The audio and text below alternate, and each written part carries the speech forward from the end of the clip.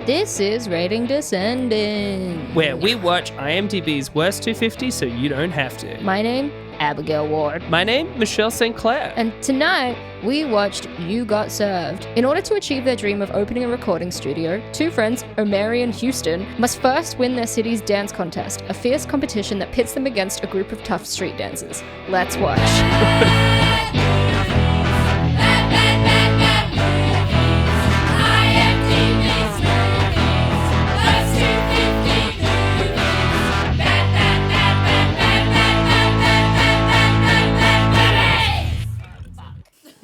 Terrible. That's not the movie I watched. Tough street dancers? They dream of opening a recording studio? Wait. Yeah, do they? Maybe. I thought they just dreamed of having a crew and winning dance I thought they dreamed of not getting killed by the fucking mob. I don't remember that at all either. Just thrown by the fact that they included cool. the actors' names in the tagline. Where have we been? That's what happened. I've been a little sick. She's been a sick girl. I've been a sick little girl. And, I've just been really emotional as well, so it's also kind of my bad. I've been crying nonstop. Oh, I've not just been sick. I've had a bad few weeks, baby. We've had a tough time. Last week, maybe the sickest I've been in a while. And it was not COVID, and I still haven't had COVID, but it was a cold. And of some kind. We were due to record, and Michelle was like, I can't do it. And I know that she's got to be pretty fucking sick to bow out of things because she'll really push herself through anything. Specifically, it was that we'd set up a record, and then I wasn't feeling well, and then we had a backup record, and then I blew out my voice from what was, I thought, a sore throat being overused. And then our backup, hey, turns out I woke up and I was really sick. Yeah. And also still blown out voice. Yeah. So, worst thing for an audio medium. We've had a series of backup records that didn't go to plan because one of us was like, I'm either sick or sad. And that's fine. That's fine. The stakes are low. You guys always come crawling back anyway. You little worms always come crawling Hungrier back. than ever. Yum. The worms are here. Did you miss this? Did you miss this? Worms are here. The worms are here. Time for worms. Worm lords, word queen, word king. Worm scream. I'm going to let the listeners in to a little private insight into my life. My love language with Claude is that we sing each other little songs. And here's like our most common song that we sing to each other. Tropical beanie on an island way. Tropical beanie on an island way. Coconut bra on a tropical beanie. Tropical beanie on an island way. And then I pretend that I'm in a little, I'm like, doing cultural appropriation. I'm in a lei in a little like straw skirt. Yeah. And I'm on a beach. Yeah. What'd you think of that? I loved it. Remember when you used to have the song for me as well? We always do songs. You used to sing, Abby, strong and powerful. It's a hype song. Also, support Team Abby. Team of support in Abby. She's so lovely. Yeah. And that was like a video I sent you with the cats, with B and Cassie. I feel like our like horrible baby talk has devolved into basically trying to shorten words as much as possible. Yeah. So just getting like one syllable out for like a 3-syllable word. Be like, click, get me key. Give me the key. Yeah, I mean Brooke does that too as well. Yeah, and I mean I'm no stranger to shortening words. I was literally telling you earlier about how in a writing session with honored friend of the podcast, Gaden Souza, I shortened something from a bit nebulous to a bit nebo. Bit nebo. Which does sound like a slur. It does. It really does. I hate saying it, but bit nebo. Bit nebo. You're a nebo baby. That's just pretty funny. Floating in the ether. Just fucking floating around. IMDb Boss Baby is a nebo baby. A nebo baby. Yeah. The ultimate nebo baby. Wait. That's actually really good. Thanks. But I mean, speaking of pretty good, we actually have an email. Oh, from whomst? We have an email from friend of the podcast, Shane Anderson. Oh, Shane. Yeah. Shout out to Shane. Listen to the Ultraviolet episode to hear my boy. my baby boy. My baby boy. My firstborn boy. My boy. My baby boy. My boy is here. Michelle and Abigail, ultraviolet guest and avid listener Shane here with a silly question. The lyrics to your spectacular intro music refer to IMDb smoothies, I hope. And so, I'd like to ask, what ingredients would go into each of your ideal IMDb smoothies? Bonus question, if you had to make a themed smoothie for one of your favorite films on the list so far, what would go into that beverage? Love your work, love the podcast. Kind regards, Shane. I love you, Shane. Now, Shane, I know that was a bit, but that also isn't even the only recent person I've had message me saying they mistook some of the lyrics in the intro. I also had Ian A. Pierce messaged saying, I just realized the theme song says, worst 250 movies. It shames me to admit. I thought the lyrics was, left sift through these oogies. Let's sift through these oogies. I really wish that was those were the lyrics. We'll subtly redo it for next week. Well, we could do with a revamp. It's been 3 years. Yeah. So what ingredients would go into your ideal IMDb smoothie? I feel like base has got to be banana, right? For the yellow. Yes. Right. And for the black, squid ink. Okay. Banana. Squid ink. That's it. Maybe Yummy. black sesame. Yeah, and 3 scoops of protein powder. Yeah, well, just vanilla. For when you're on that grind. Yeah, and I'm always on the grind. Yeah, get that naan and sesame. Well, he asked what's our favorite smoothie in general, right? No. Oh. What ingredients would go into each of your ideal IMDb smoothies? And then the bonus question, if you had to make a themed smoothie for one of your favorite films on the list, what would go into that smoothie? Can I make an addendum then to the IMDb themed smoothie? Yeah, absolutely. If we're thinking yellow, I reckon you're right, a banana. I would put in, again, scoop of protein powder. Scoop why of protein. Not? Yeah. Bit of maca powder. Just when you get your pump on. That's very nutty and earthy. Good for the libido. Good nut. Good nut. Good nut. And I'd also put in a bit of peanut butter. Also quite golden, quite yellowy. Some would say orange or brown, but I reckon it's yellowy. Oh, it's yellowy kinda. enough. Yeah. And then I would put in a couple of something sweet on the end as well. Probably honey on top. Yeah, and I reckon to keep both yellow and the theme of IMDb in this list, maybe some piss. Yeah. I think it goes without saying. Goes without. Oh, sorry. I didn't even need to add the piss. I don't add milk to my smoothie because I'm on a cleanse. Just warm, pure piss. I piss into my NutriBullet. That's cool. Put it on high. It's warm and pure. Warm and pure. It's pure piss as in it's mostly water, or it's pure piss as in you're very dehydrated, so it's all just what makes it the piss? latter. That's what makes it so yellow. That's what makes it so pure. Do you ever do a really horrible smelling piss and you look at it and it's deep orange? Yeah. Well, I mean, I don't find that my piss smells that much. No, me neither. No, I don't. No. No, I wouldn't do that. My wouldn't pores catch me doing communicated that. enough for you to want to backpedal like this. I don't like the shame that you just made me feel. That's my job. I do it to you. Sometimes I piss and then I look at it, and when you do you want to see your achievements, and I go, oh my God. And then usually Brooke is like, what? And I'm like, that's some yellow piss. Sometimes I piss. It's golden, then they're bowls. Sometimes I piss. Do we have enough time to go into a themed smoothie for one of our favorites? So what was the other part of the question? Bonus Q, if you had to make a themed smoothie for one of your favorite films on the list so far, what would go into that beverage? Okay, I can answer that. Okay, yeah, sure. I would do a themed smoothie around Howling 2, Your Sister is a Werewolf. The only film that has, garnered a 10 out of 10 score from me. And just thinking about the themes of man, monkey, werewolf.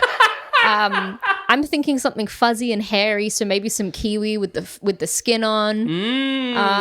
That's smart. That's good. I'm thinking about the bloodshed that was bright red, so I'm thinking food coloring. Yeah, just all red. Not even raspberries goopy. or anything. Just food coloring. Yeah, just really bright red, vivid food coloring. And that's it. That's it. Well, I feel like mine would have to be Urban Legends too. Absolutely. Oh, you'd have to make a case for that then. A movie that I thought was good enough to unprompted show honoured friend of the podcast, Gaten Sousa, in a pitch of this is a good movie. What did he say? He got where I was coming from. I don't think he liked it quite as much as I did, but he got where I was coming from. Gaten is a people pleaser. He'll say anything, you know? That's true. Maybe he was just indulging me. I'm calling you out, Gaten. Don't indulge her. No, indulge me. No. I need it. She needs it. I need it. What's the smoothie then? Oh, I think it would. I mean, there's a lot of red. I would put raspberries and strawberries for the blood. What's a fruit associated with a fucking urban legend? How about a golden egg? Yeah, sure. Okay.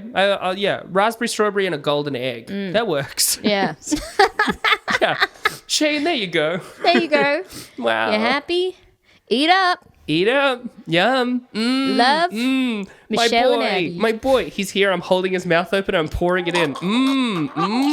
Drink it up. Drink it up. My boy. My boy. That's right. Now you'll be strong enough to take on the Worm Queen. So this week, we watched No Segues Needed. You Got Served. Yeah. Yeah. We did it. We watched.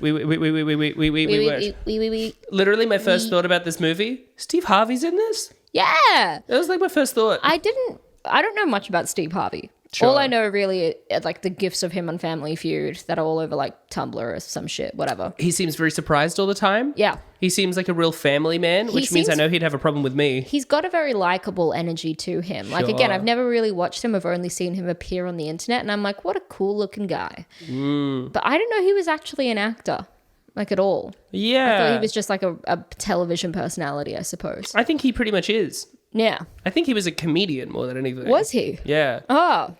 Maybe. Okay. I thought so.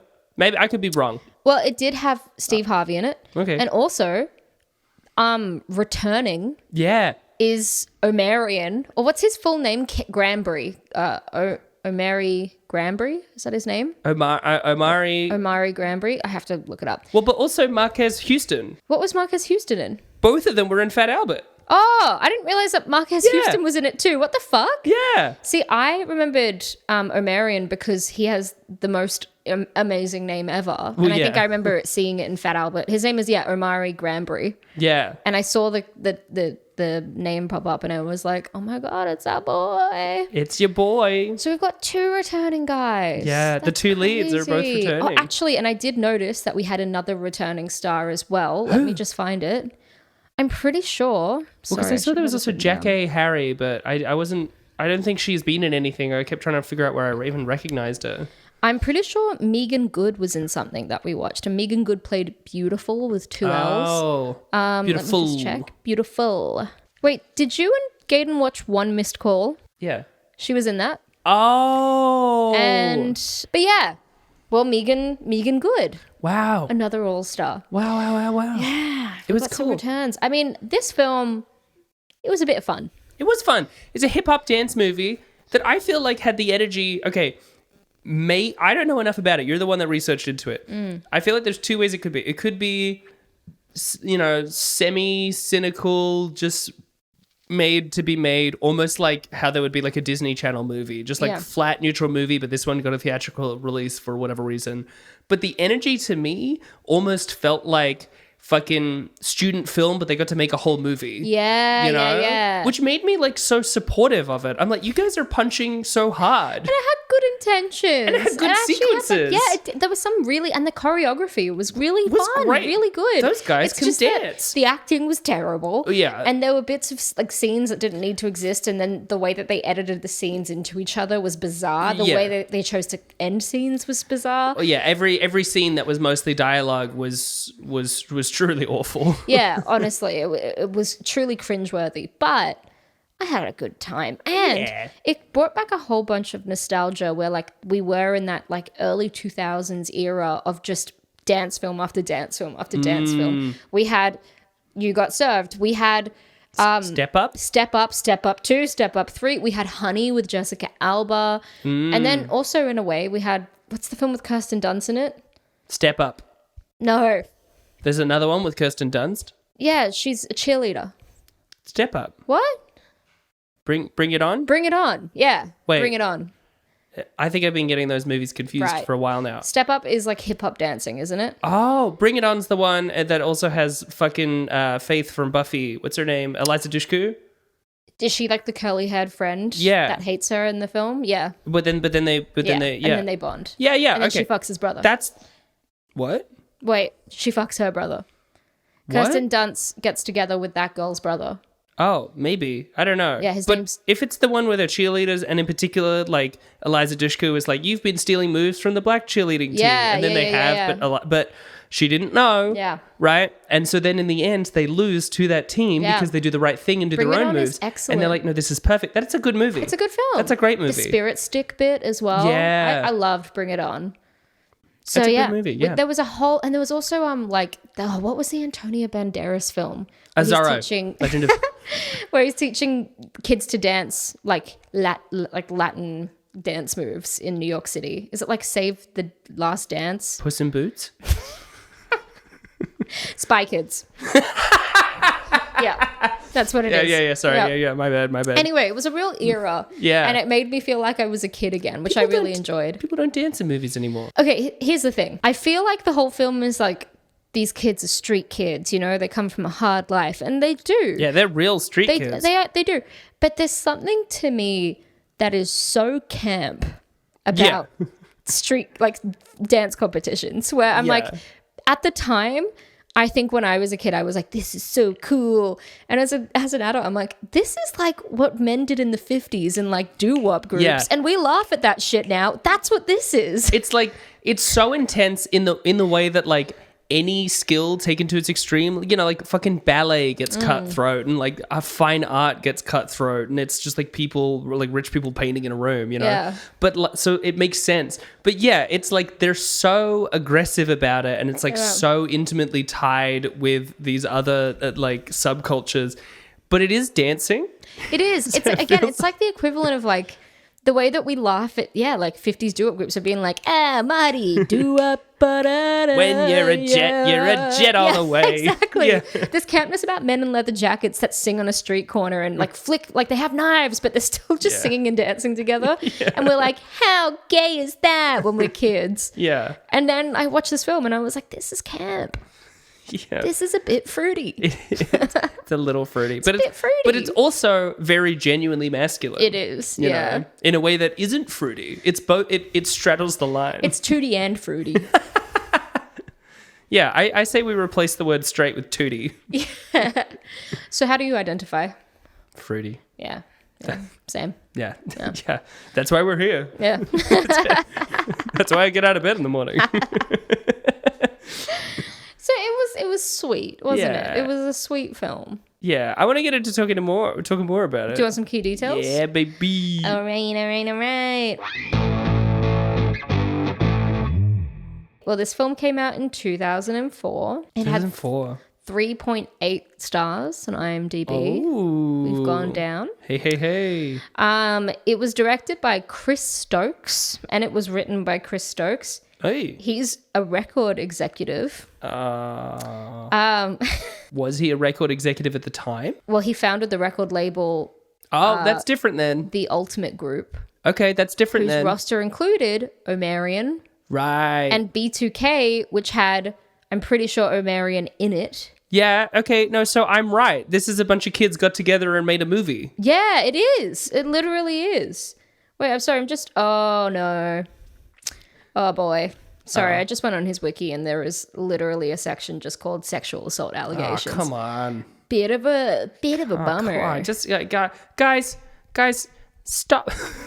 Guys, stop raping people. Stop, Michelle. Michelle. I just want to be able to like things sometimes, and then there's always like some fucking creepy dude ruining the whole thing. And I'm like, I just want to like it. Keep your fucking dick in your pants. Keep your dick in your fucking pants. So apparently, you're right, like there were a bunch of kids that were friends. He first became connected with film and television through the talent he managed. Hey. In 1992, Marquise Houston made his acting debut in the animated comedy Bebe's Kids.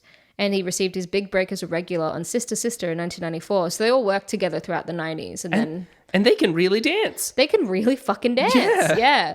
And so it stars, as we said, Marquez Houston, Omari Granbury, also known as Omarion. These are two big singers and rappers and dancers. Big being relative. Also, the film had Lil Kim in it. Yeah. Which is fun. Just playing Lil Kim. And to be honest, I actually don't think I ever really knew what Lil Kim looked like. I feel like I've never really listened to her music. No, and I was like, oh my God, now I can put like a face to the name. I'm so fucking white. How could you? How could you betray our listenership like this?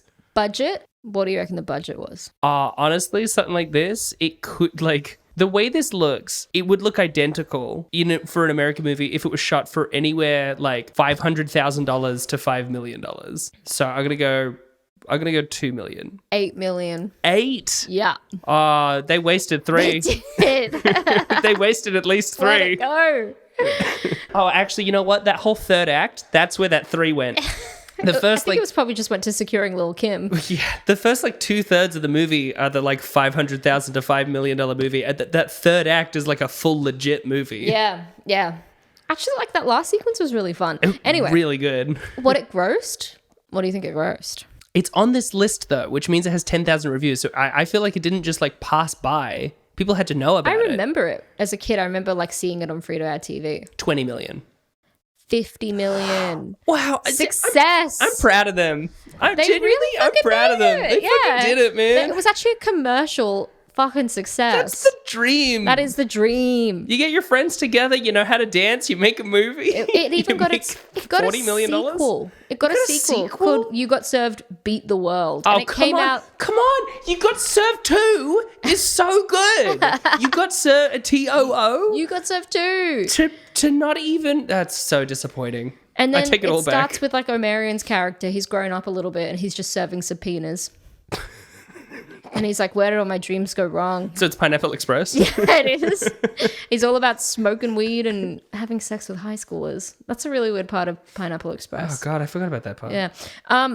Beat the World, by the way, came out... Keep your dick in your pants. Tonight's theme, keep your dick in your pants. Keep your dick in your pants. Seth Rogen, keep your fucking dick in your pants. Beat the World came out in 2011. Damn. So it came out 7 years later. So much later. Yeah. I bet it made no money. Yeah, and it didn't even have the initial cast in it. Like, there's nothing tying them together. It's one of those real loose someone sequels. bought the rights to the name You Got Served. Yeah, it was an absolute flop. If anything, I'm surprised that wasn't on the list. I guess no one watched it enough. Yeah. So let me give you the overview of this story. Let me hook you guys in, because it's moving. Yeah. It's beautiful. It's great. Elgin and David are besties. Elgin. Oh, is it Elgin? I'm pretty sure they're saying the whole movie Elgin. Oh, true. Yeah. Elgin does sound a little elvy, you know? It does. Elgin. From the woods of Lothlorien. His full name, as said in the movie, I wrote it down because it's insane, is Elgin Barrett Eugene Smith III. Yeah. Okay. Let me start again. Elgin and David are besties who lead a promising dance crew who participate in dance battles. To earn money to enter the battles, they also deliver for a drug lord named Emerald. David begins a romance with Elgin's sister, Leah. Elgin borrows money from his grandmother to enter a battle that they end up losing. Elgin gets a last-minute job from Emerald he is forced to do alone, as David is on a date with Leah. Elgin gets beaten up and robbed, losing Emerald's money. Oh no! He blames David and tells Leah she can't date him. Don't know why. David and Elgin become estranged despite various people's efforts to reconcile them. As Elgin is given a few weeks to get the money he lost back, they create separate crews to train for a competition with a $50,000 reward. On the big day, David's crew slip up and are knocked out of the competition. Elgin ties with their old rivals. David and Elgin make up so they can dance together and win the prize money. Elgin gives David and Leah his blessing to date. The end. Yeah. It's a story about friendship. Well, no, because there's literally a bit where Steve Harvey, who, by the way, you didn't say, plays a character called Mr. Rad. Mr. Rad. There's only so much I can fit in. Mr. Rad. I didn't even talk about Lil Kim being there. That's true. That's true. Right before he's about to battle the explicitly like stated rich white kids for the $5,000 battle. For the $5,000. And when he's got the fucking like cop there. He's got the cop. It's $5,000. It's these rich white kids against people that he knows are just like poor kids. Yeah. And the thing he says is, hey, we got to remember, money ain't the most important thing. Friendship is the most important thing. And at the end of this... you guys aren't friends. Well, he says, and at the end of this, we're all going to be friends. The complete lack of irony in that moment is incredible to me. Mr. Rad. Mr. Rad. What a great guy. Who later kind of solves one of the main conflicts of the movie off screen. Which one? Okay, so remember, like, Elgin needs the money for Emerald to pay him back. That's why they need the $50,000. Yeah. Not, as the tagline said, to open a recording studio. It's to pay off a fucking gang member. And also, like, to pay back his grandmother, who he borrowed money from. And also just to get, that's just $5,000, you know? Well, he borrowed $1,500 from her. Oh, right. Well, the other money was like their nothing. own. Yeah. But she said, she was like, that's a lot of money. So it's a lot of money for his grandma. Yeah. He needs to get it back to her.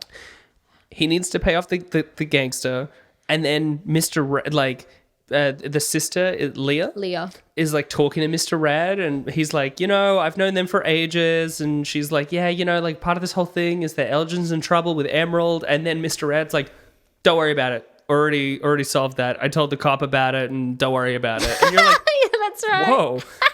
But then that's why, like, then the next scene is they find out, like, the kid, the younger brother of one of them, the, like, little kid who follows them around, Lil Saint, gets shot. He gets shot. That is such a heavy moment. Yeah. That was actually really sad. And the way, like, that guy's like, he's like my family. Like, I give him clothes, I give him food, I'll give him anything. The young boy Rico that takes care of Lil Saint, his heartbreak over Lil Saint dying, I was like, this is the best bit of the movie because it's the most heartfelt. They killed the kid. They're genuinely from the streets. When this movie begins with just like an extended hip hop dance battle, I was not expecting them to kill the little kid.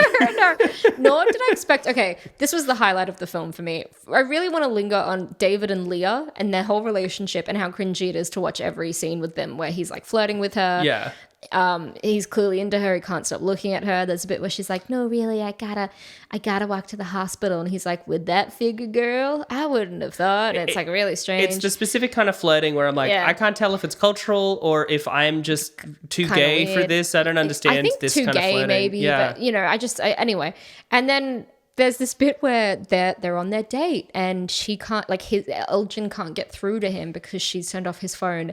And it's a montage sequence of Elgin getting the shit beaten out of him and then her feeding him like salad? A sundae or a salad, And it's like playing this like big salad. And then playing this like R&B song over it, and he and her are like giggling at the table. I just thought that was the best scene. I get why Elgin was mad, but at the same time, like, he got called in early.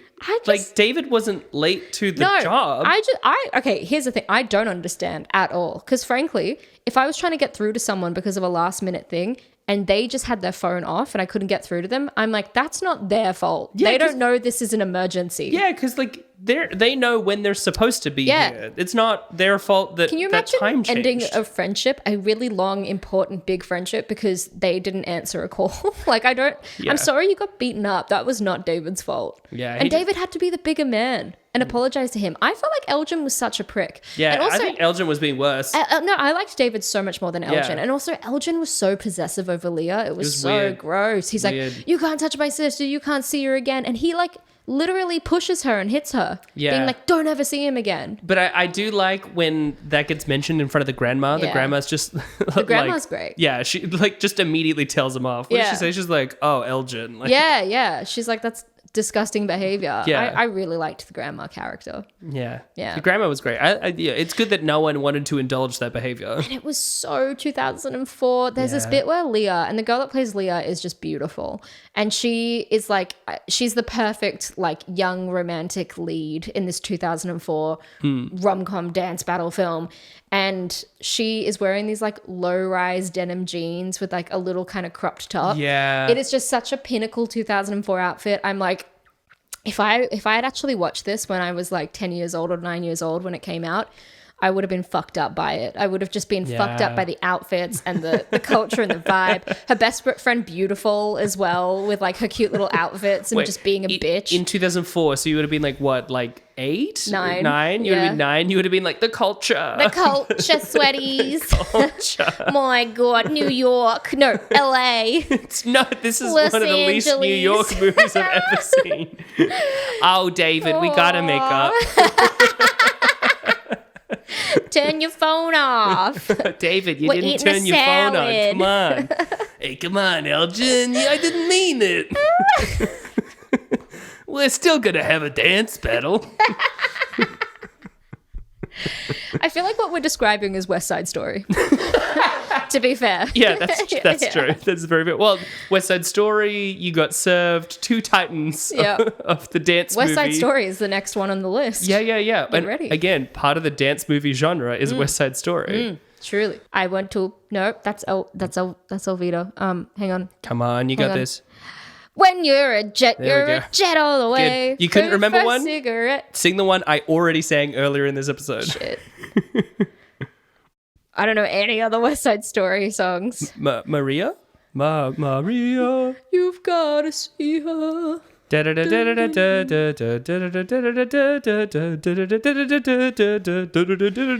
make a confession. I've never seen West Side Story. Come to America? I've never seen it. Have you seen it? I saw the original when I was younger because my grandma liked it. And I was like, this is pretty good. Stuck with me. And then I saw the fucking Spielberg one when it came out. Like, I saw it in cinemas on Boxing Day with darling girlfriend Brooke. I didn't know there was a Spielberg one. Oh, well, I mean, it's because it tanked, but it was also like end of 2021. So like cinemas were only like sort of just back. And like, because there was like weird marketing because they were like, it's a remake. It's like, And then also like Ansel Elgort, like more fucking keep your dick in your pants bullshit. Yeah. Oh. And so people were like, I don't know. And it's like, I just watched the movie anyway. It is so good. I would argue it's better than the original. Whoa. It has color in it, which is great for a modern movie. Has color. No, I mean, great for a modern movie. I mean, that's not why it's better than the original. Oh, sorry. You don't mean it was filmed in color. No, yeah. I just mean compared to when you go to the cinemas, for a lot of movies, they kind of look like sludge. Right. It's very colorful and contrasting. Yeah. It was beautiful. It was like genuinely incredible. Spielberg at some of his best. The guy fucking knows how to direct a shot. Holy shit. Would recommend. Dude knows what he's doing. Spielberg, guy knows what he's doing. You know, speaking of Spielberg, you know what I watched the other night? What? Lincoln. Oh. I haven't seen it since it came out in cinemas, like 10 years ago. And when I saw it, I remember I thought it was really boring because it's really slow and there's a lot of dialogue and there's a lot of chat about basically like American politics that I didn't understand. And then I rewatched it the other night and I blissed out. It really just tickled that Civil War Lincoln itch I continually have. Yeah, you were hanging out with Lincoln, if you know what I mean. There's this bit. I just finished Barry. Yeah. Thanks to Gaten Souza's recommendation. Oh, hi, Barry. It's such a good fucking show. I finished it. It was very emotional. But there's a storyline in it where a certain character gets really into Lincoln. And what? Yeah, a certain character just picks up Lincoln as a hobby. I have not gotten up to that bit of Barry. No, it's in season 4. Okay. And Claude kept being like, my God, it's you. Tricky legacy that guy has. Anyway. Yeah, Spielberg, that guy should keep making movies. He's pretty good at it. He's not bad. Did you hear about this guy? Yeah, he's a bit underground. It's like not many people have heard I've of heard him. about what's his name, Martin Chorchese. Yeah, he makes some pretty good movies. Have you heard of Chris Nolan? Oh, Chris Nolan. Yeah, Chris Nolan. He made a Batman. One of the Batman. Just one of them. Made one of the Batman. Yeah, he's pretty cool. What's it? The Prestige. The Prestige. The Prestige. The Prestige. Prestige. Is this? Fuck, I love The Prestige. This is bad radio. Oh, fuck. This is bad radio. That's what it is. I know. Prestige is one of your favorite movies. I love it so much. You're why I've seen The Prestige. No, I think I'd already seen it. There's so many people that would put The Prestige at like the bottom of their Nolan list. That's crazy. Fuck you all. That's it is crazy. so good. Absolutely one of his best. I would rate it top anytime. For me, it's probably like Interstellar and then The Prestige. Yeah. I love Interstellar so much. Yeah, I really loved Interstellar. I loved Dunkirk. Dunkirk is really good. It was really, really good. You know who hated it? Fucking Claude. Oh, that's so weird. I know. He said he didn't like the Tom Hardy storyline. I'm like, why? Why not? Also, that's such a minor storyline in it. Yeah. Like, it's beautiful and it links it all together, but it's also like the smallest part of the film. The way some people watch movies infuriates me. Yeah, like, you would hate Claude's takes. You think I've got bad takes? I married the king of bad takes. Oh, no. That's why he's not guesting on this podcast. I know. There's 2 contrarians that got married. It's me and Claude. We fight about everything. You know what we got to stop doing in this moment, though? Because, like, this is good, but all we've been doing for the last, like, 10 minutes is the ice cold takes of Spielberg's pretty good, Scorsese's good. You know, I think The Prestige is pretty good. You know what I didn't think was that good? was this film. Oh no! Whoa! Yeah, I mean, it was fun. Good. The third act, though, fucking kind of slaps. And Lil Kim was really fun as a cameo. She was really fun. It was kind of better filmed and directed as well. It's almost like they got a budget infusion halfway through. Budget infusion. Plug it into my veins. Yeah. You are budget. It's meant to be, I guess, RoboCop. But like the whole final dance. These kids can dance. Yeah. Because sometimes you watch bad dance movies, just as much as bad singing movies, but I feel like there's a lot of people who can sing very well, but you don't care because they don't sing very emotionally. Yeah. So it's like, whatever. But I feel like there's also a lot of people who like can dance pretty good. And when it's like a big thing in the movie, it's then kind of embarrassing that they're not dancing good enough. These guys really danced. There's a bit in, like, I think the opening dance scene where, like, he flips off of a guy's chest, and I lost my fucking mind. There's a bit after, was it Toya and the other lady joined the team? Toya and Kiki joined the team, where they, like, some of the guys get down and like, have their knees up, and then they put their hoodies over the knees and do, like, a little dance with that. That was really great. Yeah. Genuinely. Also, in one of those early scenes after those two joined, the crew is so big. It literally made me think of one of my favorite gags in The Good Place in season 3, where we see Jason Mendoza's backstory, where he like tells his big dance crew, like, we'll do it, we'll get everyone. And then the gag is that he comes out and does this dance, and then like 30 other people come out and like flood the whole stage. And they do a great dance, and then the announcer's like, that was great, but you guys are disqualified. The teams have to be of 8. Yeah. That felt like what the scene was, unironically. The Good Place was so good. Yeah, it's a good show. You know who didn't like The Good Place? Oh, Claude. You gotta be kidding me. He's terrible. That's terrible. Let me just rag on Claude. What does he like, episode. Young Sheldon? He likes me. And that's the worst taste of all. You're Young Sheldon? That's me. How'd you know? Yeah, I picked it out. They've been keeping the actor that plays Young Sheldon a mystery for years now, and it's you. It's me. It's you. I just walk on my knees, and I shave my head for the role. You put a hoodie over your knees. Yeah, and I bind. Yeah. Tuck my titties away. Adorned with a bow tie. I'm good to go. You know a lot about how Young Sheldon dresses. Well, that makes sense. It's my favorite show. You play the role. And it's your favorite show too. Yeah. We watch it every night. And Claude congratulates me on what a good job I've done.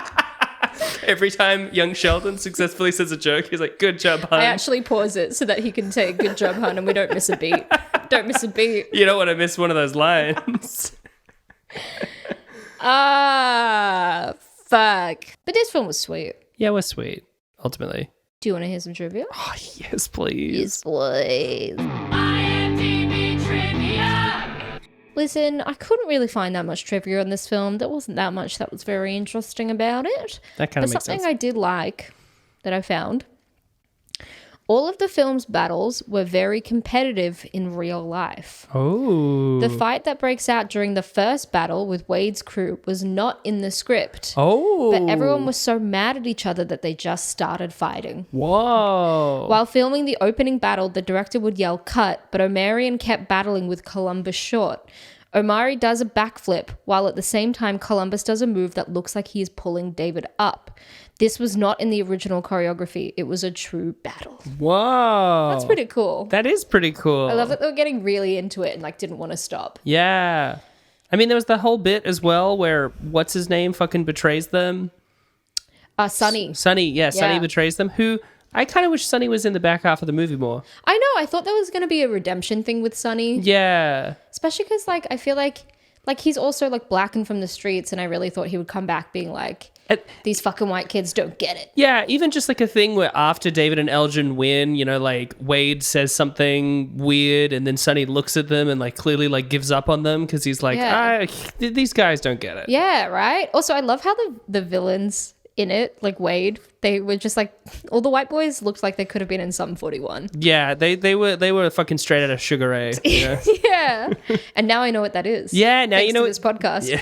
They literally had like the gelled little spiky bits in their hair. God, there was nothing like the early 2000s. Yeah, really, it really was a time. Yeah. That was the fucking peak of American culture for sure. I know that fashion is cyclical, and it makes sense that 20 years on, we are now going back to a lot of early noughties fashion, but it does pain me because it's just so ugly. You know why it pains me? Why? because there's a specific thing that keeps happening recently, which is I'm watching things with friends that are either set in the 90s or from the 90s, right? And then one of them will go, hey, they're dressed pretty gay because, we just want more queer content. And I have to go, no, they're just dressed like it's the 90s. Yeah. And that's how queer people dress right now. Yeah, they're like, they're wearing like a wide fit, like low-rise jean and they've got little bunches and it's like, that's just what straight girls wore in 1998. Yeah, Doesn't mean they're gay. It's just, I'm sorry, it's not gay. It's just the 90s. Buffy wasn't gay.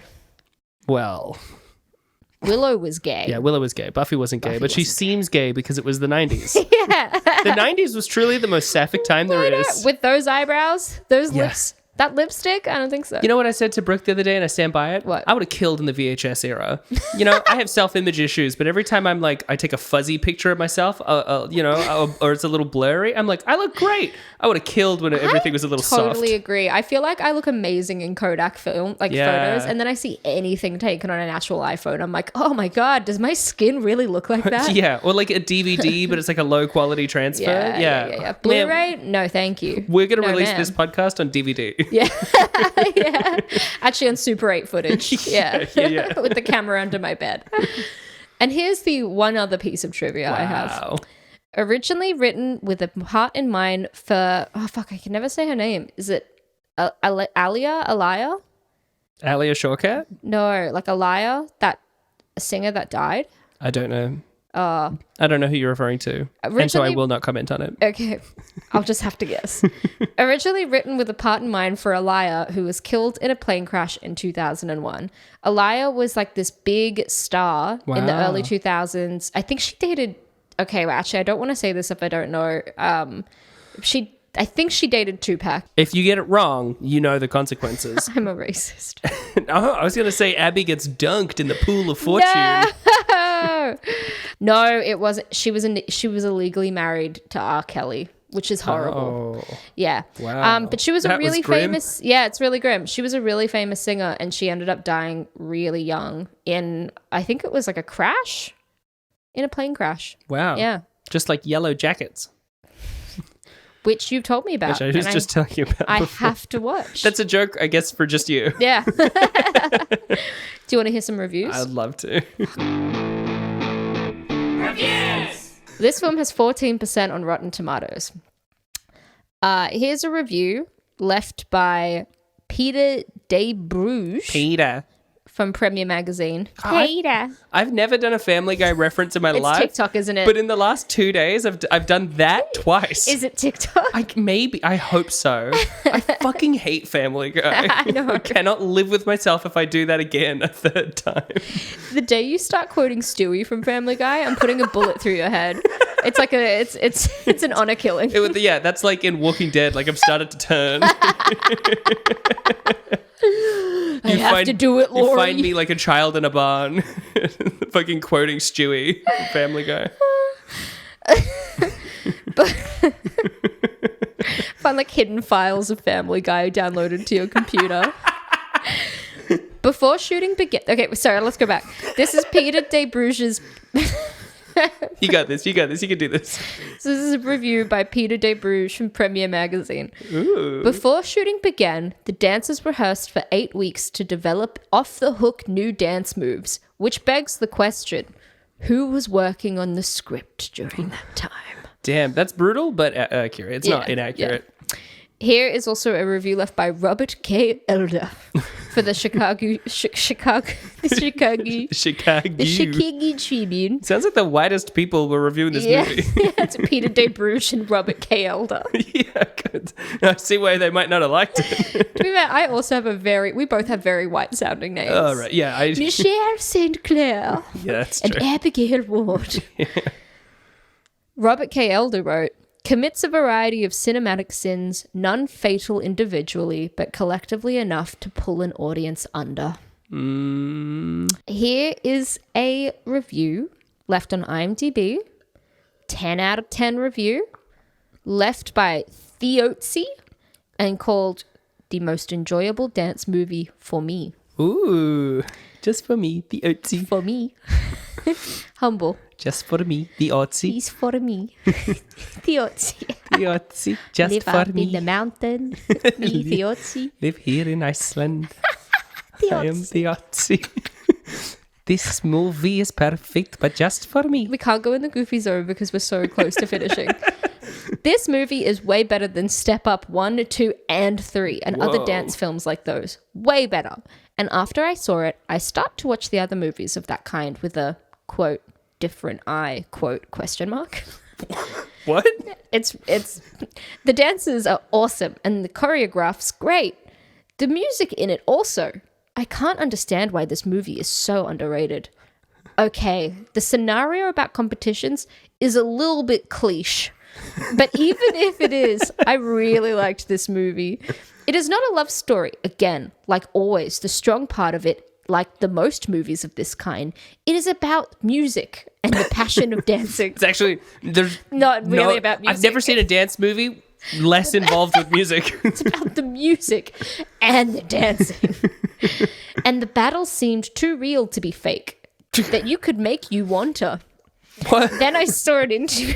The dance battle seemed too real to be fake. Then I saw an interview of David who said it was so real, the whole thing in that dance ring, that everyone wanted to battle and win for real, even when we knew the winner from before. And it seems exactly like that to a viewer who watches it. If you like hip-hop music and dancing, then you have got to see You Got Served for sure.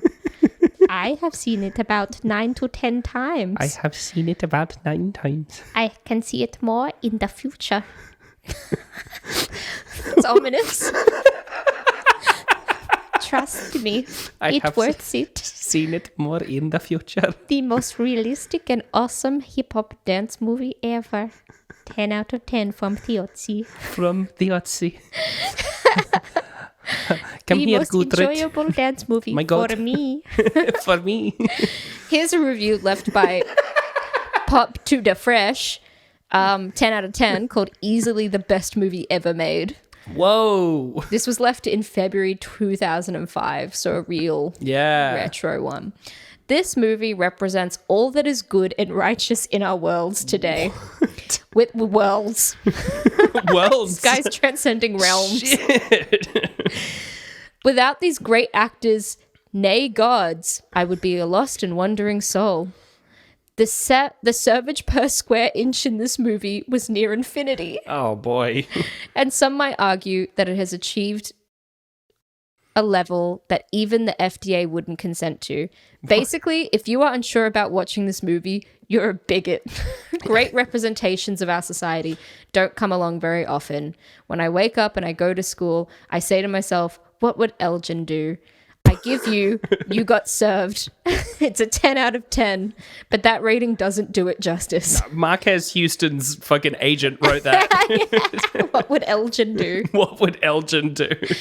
And here is a review left by Victorious T, 10 out of 10, called I love and enjoy this film always. I am the Victorious T. I love and enjoy this film always. I live next to the Theotsi. Victorious T and Theotsi. I never got the chance to watch this film till this year. You might wonder why, but it is complicated and long. When I finally got the chance to watch it, I was so excited I could hardly sit. The dance steps were great and quite unbelievable for people like me that cannot dance. Sometimes I try to do the dance steps. When I watched the movies, one of my friends watched it with me and got a little angry with me because of my restlessness. I love the movie to the extent that I can watch it over and over again just in a day.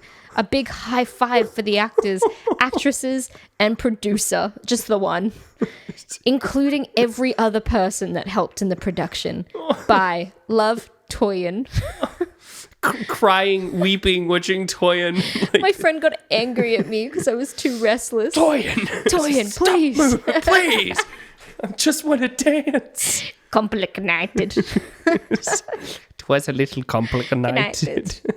Well, Michelle, that was Victoria's T's review. What's your review? 10. No, it can't be that high. I kind of, honestly, I think this is a 6.5. Really? Like parts of this movie are bad. 3.8. 3.8 is pretty low. Like actually so true in that, like, when I was just thinking about the fact that it had a sequel, I was like, surely the sequel should be on this list, but not this. Yeah, like 3.8 is fucking harsh on this. Think of some of the shit we've had to watch. Like, not just like stuff that makes me like mad, but some of the stuff that it barely competent to non-competent filmmaking. This is fine. Some of the dialogue scenes are rough, and some of the sound design in particular is not great. I'll lower it from 6.5 to 6, but like 6, it's fine. Yeah. It's fine. I'd watch it. If I saw it as a kid, I'd remember it. Yeah. Yeah. I would actually give it like a 5.5. Yeah. Because you're right. Like, I think it's better than average. Yeah. For what we're used to. I had a good time at the very least. I don't even know why we're bothering to give out ratings. I just don't think that we're like good sources anymore. Like, I don't think we're... No. But as we've said before, we're part of the macro study. I know. It's not just that we're doing it to study the movies. We're doing it The study is also on what happens to your brain. It rots, Michelle. It rots. It rots. From the very core. From the very rots. core. It falls apart. Yeah. Turns to mush. Yeah. So that's what happens. I mean, like, you gotta imagine me last week, like, voice croaky, desperately saying, like, no, it'll get better by the afternoon. It didn't. Watching this, I had a good time. It was way more uplifting than a lot of the films we have to watch. Oh, yeah. I didn't want to cry once while watching this. I had a way better time watching this than I would have had watching A Good Year. So it's definitely a 5.5. Honestly, not wanting to cry while watching it, that's an instant 3. Great, fantastic. For this list. No sexual assault. Oh, that's 4. No transphobia. 5. Yeah, see? Yeah, well, guys, hello. Hi. We've got... We should be better at this. We should be better at this bit. Well, I have to stop doing wells. Well. Boy, just boy. say it. Just get into it. Let's go. Guys, we have social media. Yeah, and we if do. you enjoyed this episode, you should follow us on it. We're on TikTok. We're on Twitter under Rate Descend Pod. We're on TikTok under Rating Descending, or you can email us at ratingdescending@gmail.com with any more smoothie inquiries. Yeah, or you can find us on our own personal social media. You can find me on Twitter and Instagram at Michelle.St. You can find me on Instagram under Abigail J. Ward. And if you've done all that and you're like, how could I possibly give more? You guys don't have like merch or anything. What could I do to show my love? Well, you could leave us a review. It really makes a difference. It really does. Well, Michelle, that was You Got Served. What are we watching next week? Next week, we are watching The Cat in the Hat. Yeah, boy! I've watched it like 100 times. Oh, yeah! I'm so jealous you got it. Yeah. I'm not... I've also watched it many times. It was genuinely like one of my favorite films in year 7. I'm not kidding. A whole friendship I had with a guy was based on quoting Cat in the Hat. Wow. Yeah. Me and Connor Williams. You guys still friends? Nah. Yeah. The foundations were not solid. Those are rotten, much like our fucking minds. Once you get to 13 and you realize Cat in the Hat wasn't as funny as you thought, everything falls apart. Well, see you then. Bye.